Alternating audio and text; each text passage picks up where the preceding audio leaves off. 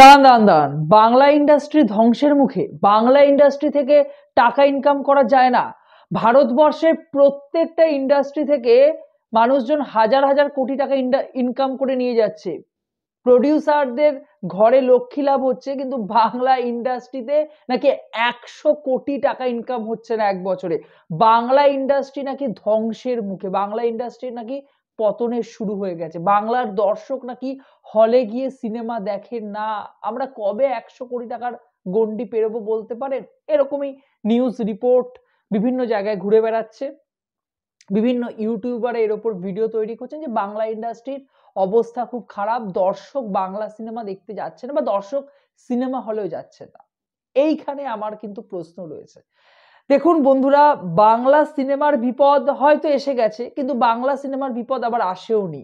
বাংলার দর্শকরা সিনেমা দেখতে যাচ্ছে, বাংলার দর্শকরা যে শুধুমাত্র সিনেমা দেখতে যাচ্ছেন তা নয়, বাংলার যে দর্শক রয়েছে, যে অডিয়েন্স রয়েছেন, তারা সিনেমা হল ভরিয়ে দিচ্ছে, জাস্ট ভরিয়ে দিচ্ছেন। পোস্ট প্যান্ডামিকের পরে এভাবে হলে দর্শক দেখে সেখানকার মালিক বা সেখানকার যারা দায়িত্বে রয়েছেন তারা প্রচুর পরিমাণে খুশি। এবং আমি নিজে তো সবসময় হলে যাই, তো আমি জানি সিচুয়েশন গুলো। তারা নিজেরা প্রচন্ড পরিমাণে আনন্দিত যে এরকম ধরনের মানুষ, গত বছর তো দারুণ পরিমাণে তারা খুশি হয়েছেন, এত মানুষ হলে গিয়ে সিনেমা দেখেছেন। শুধুমাত্র কিন্তু বাংলা বা হিন্দি সিনেমা নয়, প্রত্যেকটা ভাষার সিনেমায় কিন্তু বাংলার দর্শক দারুণভাবে, মানে কি বলে, আনন্দিত হয়ে তারা কিন্তু হলে গিয়ে দেখেন আর কি। এখানে প্রশ্ন, তাহলে বাংলা সিনেমা এরকম বিপর্যয় কেন? তার আগে আপনাদের একটা রিপোর্ট দিচ্ছি। গত বছর আমরা বলছি না যে 100 কোটি টাকার অঙ্ক বাংলা সিনেমা ছোঁয়নি, বাংলা ইন্ডাস্ট্রি থেকে ইনকাম হয়নি। আপনাকে একটা রিপোর্ট দিই, গত বছর 23 সালে পাঠান সিনেমাটা ওয়েস্ট বেঙ্গল থেকে 30 কোটি টাকা ইনকাম করেছে। শুধুমাত্র ওয়েস্ট বেঙ্গলের বক্স অফিসে পাঠান সিনেমাটা 30 কোটি টাকা ইনকাম হয়েছে। 30 কোটি টাকা। বাহুবলী 2, কেজিএফ চ্যাপ্টার 2 এই রেকর্ড গুলোকে ভেঙে 30 কোটি টাকা রেকর্ড করেছে, মানে শাহরুখ খানের প্রথম সিনেমা পাঠান আর কি। সে বছরই জওয়ান আসলো, জওয়ান পাঠানের রেকর্ডকে ভেঙে চুরমার করে দিল। ওয়েস্ট বেঙ্গল থেকে 40 কোটি টাকার বিজনেস দিয়েছিল, 40 কোটি টাকার। 40 কোটি আর 30 কোটি কত হয়? 70 কোটি টাকা। আমাদের কত দরকার? 100 কোটি। দাঁড়ান, গদর 2 সিনেমাটা আনঅফিসিয়ালি রিপোর্ট এসেছিল 18 কোটি টাকার ইনকাম করেছে আমাদের ওয়েস্ট বেঙ্গল থেকে। 70 18 কোটি টাকা কত হয়? 88 কোটি টাকা। আপনি 90 কোটি টাকা ধরুন। এরপরে ও মাই গড 2, ড্রিম গার্ল 2, টাইগার 3, ডাঙ্কির মতো সিনেমাগুলোর আমি হিসেব ধরলামও না, বা সেগুলো থেকে যদি আমি অল্প অল্প কিছু করেও ধরি, তাহলে কখন 100 কোটি টাকার গন্ডি পেরিয়ে গেছে আপনার হয়তো খেয়ালও নেই।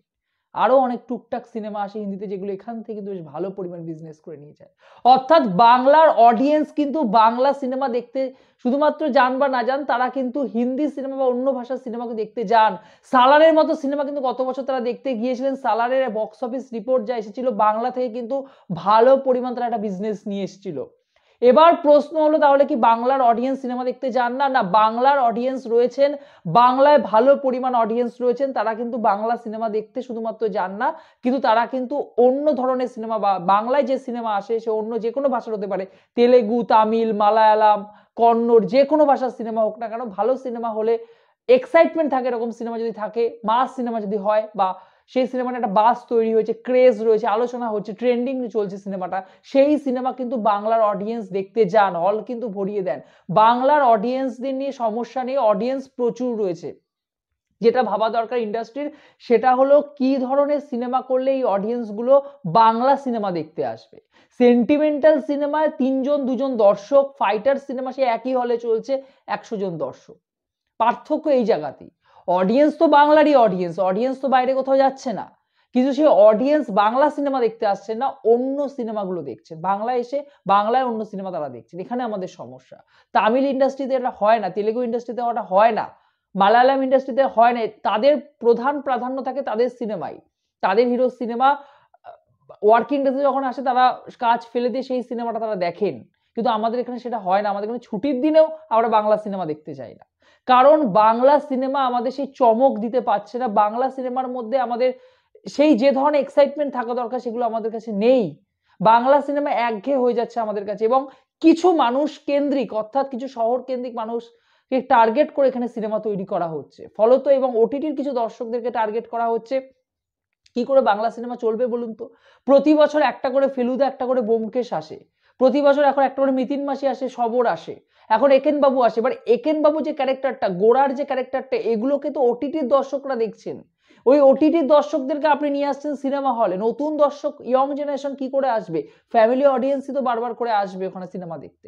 সেই ফ্যামিলি অডিয়েন্স যাদেরকে আপনারা টার্গেট করে সিরিজটা তৈরি করেছিলেন, সিনেমা তৈরি করেছিলেন ওটিটি ভিত্তিক, তারা সেই সিনেমাটাই যখন সিরিজটাই যখন সিনেমার আকারে আপনারা হলে নিয়ে আসছেন, সেই অডিয়েন্সে আপনার সিনেমা দেখতে আসছে। এই যে হইচই স্টুডিওজের সিনেমা বাদামি হায়নার কবলে, কারা দেখতে এসছেন? হইচইর অডিয়েন্সরা, ফ্যামিলি অডিয়েন্সরাই কিন্তু সিনেমাটা দেখতে আসছে।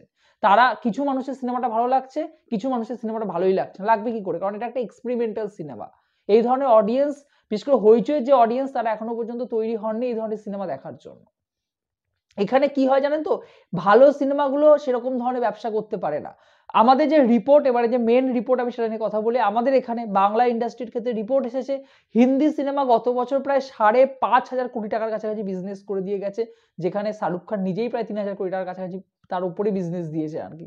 যাই হোক না কেন, অন্যদিকে আচ্ছা, অ্যানিমেলের কথা তো গত বছরে বললামই না, অ্যানিমেল সিনেমাটাও দুর্দান্ত বিজনেস দিয়েছে আমাদের ওয়েস্ট বেঙ্গল থেকে, ঠিক আছে, ওটা তো বলাই হয়নি শেষ দিকে। যাই হোক, এবারে অন্যান্য ইন্ডাস্ট্রির মধ্যে আমরা দেখতে পাচ্ছি যে তুলনামূলকভাবে হিন্দি ইন্ডাস্ট্রির পরেই কিন্তু রয়েছে তেলেগু ইন্ডাস্ট্রি। তেলেগু ইন্ডাস্ট্রি কিন্তু প্রায় 2,200 কোটি টাকার উপরে বিজনেস দিয়েছে। তারপর তামিল, মালায়ালাম ইন্ডাস্ট্রি রয়েছে, এবং একদম শেষ দিকে কন্নড় ইন্ডাস্ট্রি, এবং তারও নিচে একদম শেষ পজিশনে রয়েছে বাংলা ইন্ডাস্ট্রি, যার টোটাল বিজনেস দিতে পেরেছে গত বছর প্রায় 55 কোটি টাকার কাছাকাছি। যদিও আনঅফিসিয়ালি 60 কোটি টাকা বলা হচ্ছে, আমার মনে হয় না অত হয়েছে।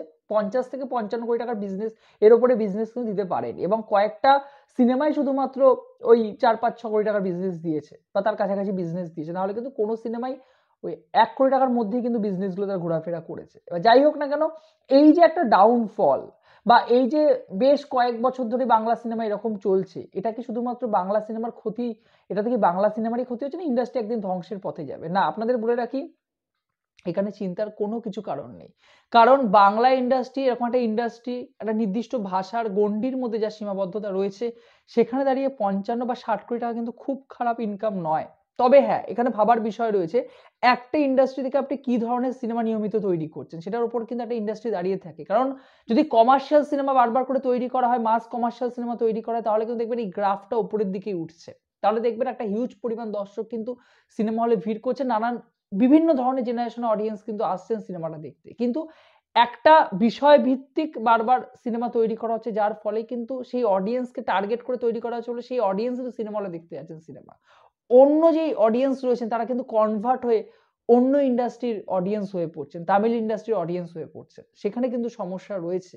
গত বছরের রিপোর্ট বলছে যে 3টে সিনেমা সবথেকে বেশি পরিমাণ বিজনেস দিয়েছে বা 15 কোটি টাকার বিজনেস দিয়েছে, সেই 3টে সিনেমা হলো দশম অবতার, রক্তবীজ এবং প্রধান, যেটা গত বছর শেষ দিকে রিলিজ করেছিল।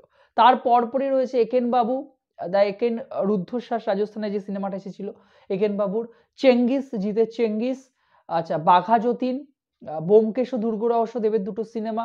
আচ্ছা, অন্যদিকে কাবুলিওয়ালা, এই সিনেমাগুলো টোটাল মিলিয়ে আমাদেরকে 20 থেকে 25 কোটি টাকার বিজনেস দিয়েছে একটা, বাদ বাকি সিনেমা ওই 15 থেকে 20 কোটি টাকার বিজনেস করতে পেরেছে টোটাল মিলিয়ে। আমার মনে হয় না এত করতে পেরেছে। সেখানে কিন্তু সমস্যা রয়েছে, ভালো সিনেমাগুলো কিন্তু দর্শক এড়িয়ে যাচ্ছেন, কারণ তারা তাদেরকে দর্শক, আমাদের হিরোরা বিশ্বাস দিতে পারছেন না যেখানে ভালো কোনো সিনেমা, ভালো কোনো স্ক্রিপ্টের ওপর, নতুন স্ক্রিপ্টের ওপর নিয়ে আসা যায়। এখানে কিন্তু সমস্যা হয়ে যাচ্ছে।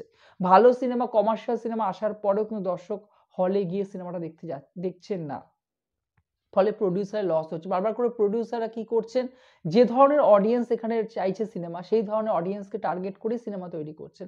ব্যোমকেশ হচ্ছে বারবার, ফেলুদা হচ্ছে বারবার, কৃতি রায় হচ্ছে বারবার, মিতিন মাসি হচ্ছে বারবার, সবর হচ্ছে প্রতি বছর। কেন? কারণ এর একটা নির্দিষ্ট অডিয়েন্স হচ্ছে, তারা হলে গিয়ে সিনেমাটা দেখবে। প্রডিউসারের কিছুটা হলে লক্ষ্মী লাভ হবে। প্রডিউসার তো শেষ অবধি বিজনেসের জন্যই বসে রয়েছে। তার তো বারবার করে এক্সপেরিমেন্টাল সিনেমা করে নিজের টাকাকে গর্চা দিয়ে তো লাভ নেই। কিন্তু এখানেই আমার প্রশ্ন, বারবার করে একটা ইন্ডাস্ট্রি তার অডিয়েন্সকে ঠিক মতো টার্গেটই করতে পারছে না। একটা অডিয়েন্সকে যাদেরকে টার্গেট করছে, তারা আমাদের এই সিনেমা থেকে যদি অন্য কোনো ভালো সিনেমা পায়, তাহলে সেখানে দৌড়াবে। আজকে কাবুলিওয়ালা, প্রধান, ডাঙ্কি রিলিজ করে যাওয়ার পরে, যখন ডাঙ্কি ভালো সেরকম ভাবে পজিটিভ রিভিউ পেল না, তখন কিন্তু সেই অডিয়েন্সগুলি কাবুলিওয়ালা এবং প্রধান দেখতে এলো। কিন্তু এটা আপনাদের মনে রাখতে হবে, যদি একটা মাস কমার্শিয়াল দর্শক থাকতো, তারা কিন্তু প্রথমে বাংলা কমার্শিয়াল সিনেমাটাই দেখতে যেত। সে যে কোনো হিন্দি বা তামিল যে সিনেমায় আসুক না, বড় সিনেমায় আসুক না কেন, এখানেই কিন্তু একটা বিশ্বাসের ব্যাপার রয়েছে, রয়্যালটির ব্যাপার রয়েছে, সেটা কিন্তু আমাদের ইন্ডাস্ট্রির আমাদের হিরোরা দিতে পারছে না আমাদের অডিয়েন্স। এখানেই কিন্তু সমস্যা হয়ে যাচ্ছে, ফলত আমাদের ইন্ডাস্ট্রি কিন্তু ডাউনফল হচ্ছে। তবুও আমি বলবো যে ইনকাম আমরা করতে পেরেছি বেশ ভালো, আরো ভালো আমরা হয়তো এক্সপেক্ট করতে পারি এই বছর, কিন্তু এবছরের অলরেডি যে সিনেমাগুলো এসেছে সেই সিনেমাগুলো কিন্তু দর্শক হলে গিয়ে দেখছেন না। আমার বিশ্বাস পারিয়ার মতো সিনেমা রয়েছে ভালো ইউনিক গল্পের ওপর, আমার বিশ্বাস সিনেমাটা ভালো হবে। আমি তো ফার্স্ট ডে ফার্স্ট শো দেখবো। আপনাদেরকে বলছি, আপনারা যদি সিনেমাটা হলে গিয়ে দেখেন তাহলে কিন্তু সিনেমাটার জন্যই সেটা ভালো হবে। আগামী দিনে কিন্তু পরিচালক এই ধরনের সিনেমা তৈরি করার জন্য এগিয়ে আসবেন। তো আপনাদেরকে বলবো অবশ্যই পারিয়ার মতো সিনেমার পাশে থাকুন, এবং মিঠুন চক্রবর্তীর শাস্ত্রীয় সিনেমা আসছেন, ফাটাকেষ্ট 3ও হয়তো এবছরের শেষ দিকে আসলেও আসতে পারে, এখনো পর্যন্ত ফাইনাল কিছু না। তো এই ধরনের সিনেমা বা দেবী চৌধুরানীর মতো এক্সপেরিমেন্টাল একটা ভালো সিনেমা আসবে, একটা লার্জ স্কেলের সিনেমাটা তৈরি করা হচ্ছে, দেবের 3টে সিনেমা আসবে, জিতের সিনেমা এক্সপেরিমেন্টাল সিনেমা আসছে।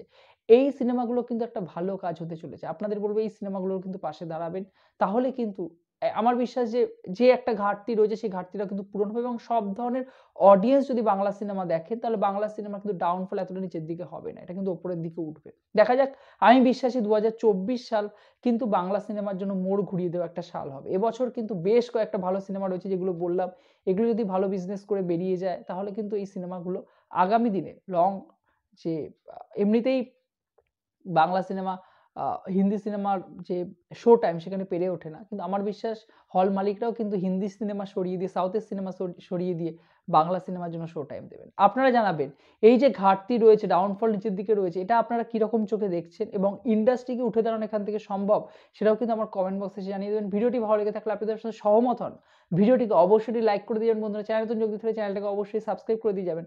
জয় হিন্দ।